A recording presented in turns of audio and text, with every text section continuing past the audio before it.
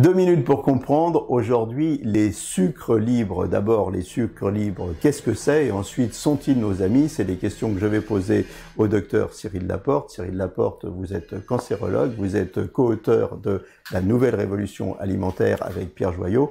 Les sucres libres, qu'est-ce que c'est? Selon l'Organisation mondiale de la santé, les sucres libres concernent le saccharose, le sucre de table, que l'on peut utiliser soit dans les ingrédients que l'on achète, soit soi-même, les jus de fruits, quels qu'ils soient, les sirops et effectivement et le miel.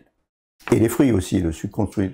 Alors là, dans les jus de fruits, parce que quand il est contenu dans le fruit dans son entièreté, ça n'est pas considéré comme un sucre libre. Alors, ces sucres libres qui sont contenus par exemple dans les jus de fruits, on a tendance à penser que puisque c'est du fruit, c'est bon, on peut en manger. Est-ce qu'on a raison? Pas vraiment, non. On n'a pas tout à fait raison, puisque ce sont des sucres qui sont enlevés de leur matrice primaire, donc de l'aliment brut tel qu'il est.